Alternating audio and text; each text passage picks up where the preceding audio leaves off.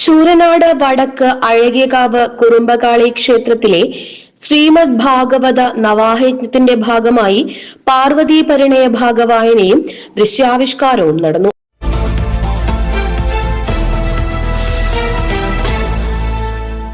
യജ്ഞാചാര്യൻ കന്യാകുമാരി വിമൽ വിജയന്റെ മുഖ്യ കാർമ്മികത്വത്തിലാണ് ചടങ്ങുകൾ നടന്നത്. രാവിലെ 11 മണിയോടെ ഘോഷയാത്രയായി പാർവതീ പരമശിവന്മാരെ യജ്ഞശാലയിലേക്ക് ആനയിച്ചു.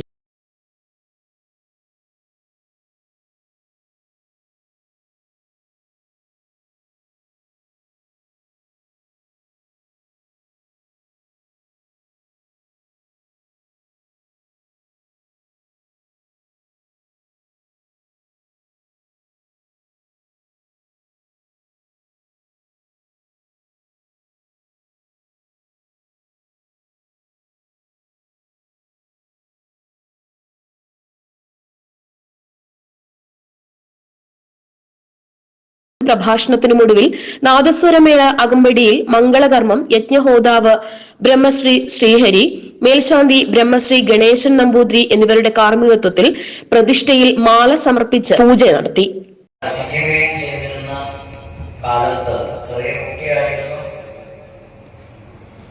എല്ലാ ദിവസവും രംഗനാഥനായ ഭഗവാന് മാലകൾ ചാർത്താൻ വേണ്ടിയിട്ട് അലഞ്ഞുലഞ്ഞ ഹൃദയത്തോടുകൂടി വിഷ്ണുസിദ്ധർ പലതെങ്കിലും പോയിട്ട് മാലകള് ഒരുക്കാനുള്ള പൂക്കള് കൊണ്ടുവരും. അങ്ങനെ ആ മാലകൾക്ക് വല്ലാത്തൊരു വശ്യശക്തി ഉള്ളതായിട്ട് ഭക്തന്മാർക്കും അദ്ദേഹത്തിനൊക്കെ തോന്നുമാറ് അത് ചാർത്തുകയും ചെയ്തിരുന്നു. ആടിക്കുപേരാണ്ടൊരഹസ്വപൂരം നീ വിഷ്ണു ചിത്തന്നു പിറന്ന പൂരം മേടിച്ചു നൽകട്ടെ അനുഗ്രഹങ്ങൾ ഈ വിഷ്ണു ചിത്തർക്കും.